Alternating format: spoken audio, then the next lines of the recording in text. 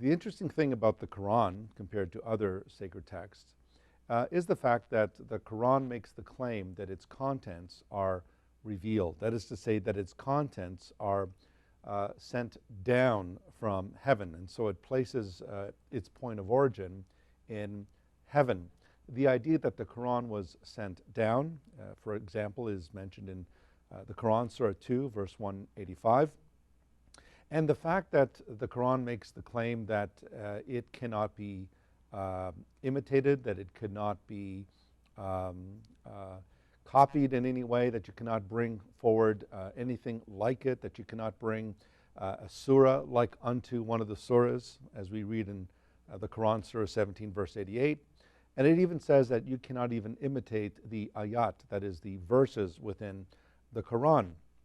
Now, the Quran also makes the claim that its source is from the heavenly tablet, from the Kitab, the mother of the book, as we read in Surah 85, verse 21. It makes this claim that it is purely heavenly. It is a heavenly book that was sent down to Muhammad through the agency of the angel Jibreel. Now, the question that we want to look at, of course, is the Quran really a book that is purely heavenly? That is to say, that it is a book like no other, which it claims to be. And is the Quran a book that its sources are unique? That is, that there's no way that you can compare them to anything in literature.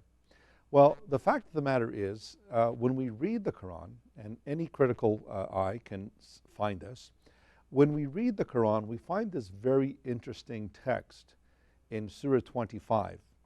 In Surah 25, we read this, verses 4 to 6. It says, "But the misbelievers or the unbelievers say, not is this," that is the Quran, "not is this but a lie which he has forged," that's Muhammad, "and others have helped him at it.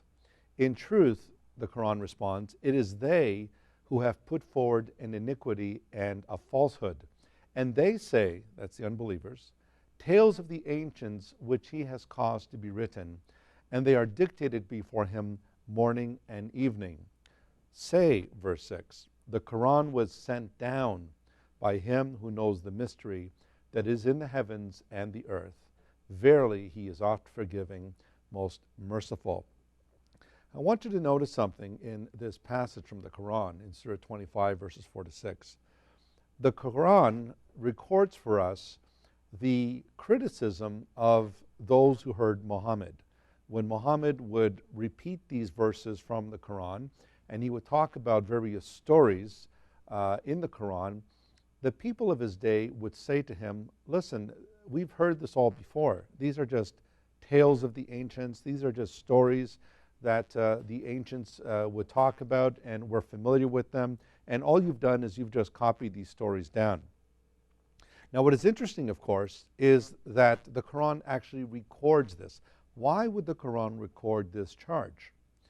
Well, in Surah 68 and verse 15, the Quran says this, that when our revelations are recited unto him, that is Muhammad, he says, that is the unbelievers, mere fables of the men of old. So notice again, the Quran repeats this charge that the stories that Muhammad is reciting are stories that are from the men of old. That is, these are familiar stories. Now, if the stories are heavenly in origin, that is to say, if these stories are unique and that they come from God, then how is it that people are familiar with these stories? They've heard of these stories before. There's nothing new under the sun here.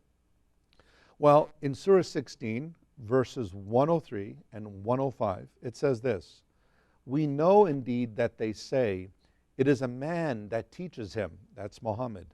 "The tongue of him they wickedly point to is notably foreign, while this is Arabic, pure and clear. It is those who believe not in the signs of God that forged falsehood. It is they who lie."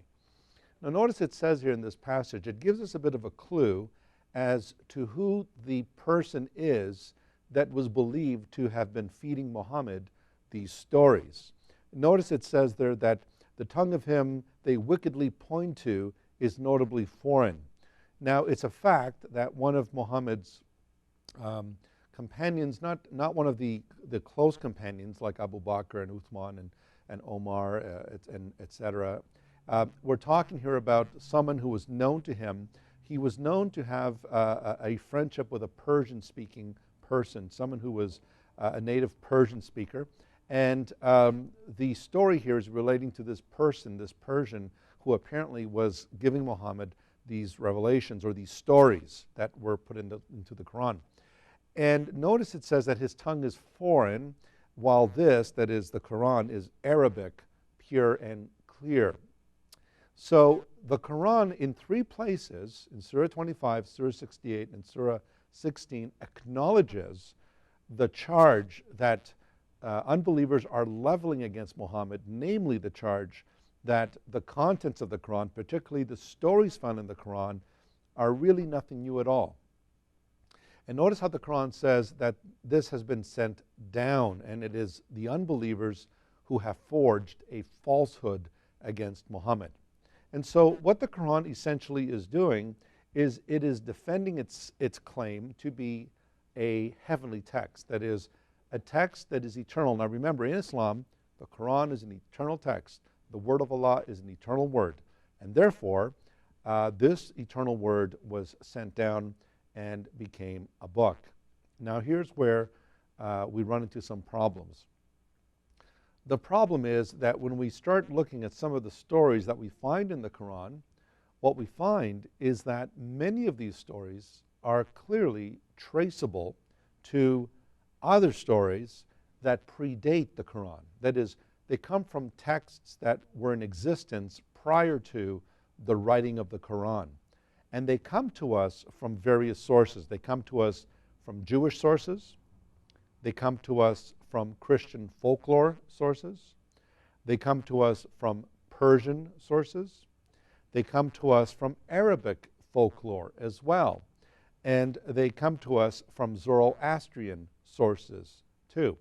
So we have to ask the question, once again, if this book is a divine book, that all of its contents have been revealed, they've been sent down from Allah, then how is it that the Quran stories do seem to be a repetition of these former stories that we find in other literature? In other words, are the unbelievers, are the disbelievers correct when they said to Muhammad, this is nothing new, Muhammad. We've heard this all before. These are simply stories of the ancients that have been rehearsed to you. Well, let's take a look. The first thing we want to look at is, are there any sources in the Quran that we could trace to Jewish sources? Well, in fact, there is. If you go to Surah 5 and verse 31, we have in that story the story of the bearing of Abel when Cain had killed his brother Abel. We're told there that Cain did not know how to dispose of the body of his brother Abel. And so in Surah 5 verse 31 it says, then Allah sent a raven who scratched the ground to show him, that's Cain, how to hide the shame of his brother. Woe is me, said he, was I not even able to be as this raven and to hide the shame of my brother? Then he became full of regrets. So in this story in the Quran, we have the story of Cain and Abel, where Cain slays his brother Abel, and Cain wants to know how he should dispose of his brother's dead body. And here in the story, it says that Allah sent forth a raven to scratch the ground and show Cain how to bury his brother. Well, is this story unique? Is it original to the Quran? Well, no, it's not. Because in the Jewish text known as the Targum of Jonathan ben Uzziah, this was a text known as the Targums or the Targumim. These are Aramaic texts that were written long before the Quran.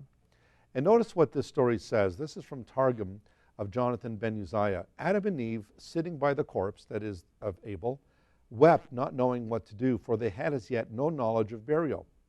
A raven came up, took the dead body of its fellow, and having scratched at the earth, buried it thus before their eyes. Adam said, "Let us follow the example of the raven." So taking up Abel's body, buried it at once. And so in the story, you will notice here that in the Quran you have Cain learning from the raven, but in this Targum of Jonathan ben Uzziah, it's Adam and Eve who see the raven scratching the ground, and it's from this story that they learn how to dispose properly of the body of Abel. The coincidence that this would have just been a happenstance is very high. In other words, the story of how to properly bury the dead that we find in Cain and Abel in the Quran is exactly what you find in the story of the Targum of Jonathan ben Uzziah. Another example is that found in Surah 5, verse 32, continuing on this story. And this surah is usually quoted by our Muslim friends to show that the Quran regards all life as sacred. And in there it says, in Surah 5, verse 32, "On that account we ordained for the children of Israel that if anyone slew a person, unless it be for murder or for spreading mischief in the land, it would be as if he slew the whole people or the whole world. And if anyone saved a life, it would be as if he saved the whole people or the whole world." And we usually hear this text being quoted to show how the Quran has this very high regard for human life. And of course, this text is not necessarily referring to the value of all human life. This text has been interpreted by various Islamic commentators to refer to the life of Muslims. And in this text, we also have the call to jihad for those who spread mischief in the land, for instance. This text calls on various punishments that those who do this mischief in the land should face. So, this saying that saving a single life is the equivalent of saving the whole world. Is this unique to the Quran? Is this something that we only find in the Quran? And the answer to that is, again, no, it is not. This idea of saving a life is like saving the whole world comes right out of the Mishnah, the Jewish Mishnah. And it comes out of Sanhedrin, which is one of the books in the Mishnah. And this is what it says. "We find it said in the case of Cain, who murdered his brother, 'The voice of thy brother's blood crieth out.'" And this is taken from the Bible, Genesis chapter 4, verse 10. And he says, "It does not say he hath blood in the singular, but bloods in the plural. Thou wast created single in order to show that to him who kills a single individual, it would be reckoned that he has slain the whole race. But to him who has preserved his life of a single individual, it is counted that he has preserved the whole race." So you see, the idea of saving a life, it's like he saved the whole world, is taken right out of the Mishnah, which was written centuries before the Quran was written. So far we've seen two examples here of where the Quran is clearly borrowing a story that you find within its pages that is clearly linked to external sources.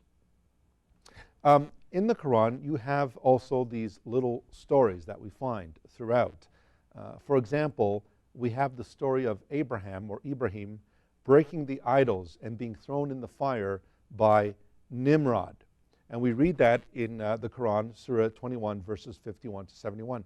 So this was a very common story, a very famous story of Abraham breaking the idols and being thrown into the fire. So what we're going to do is, in our second episode, we are going to continue on this very topic. We're going to look at some other sources that the Quran has borrowed from. And so as we move along, what we find in these stories is that the Quran really is not recording anything new at all, but that it has been copied from other sources.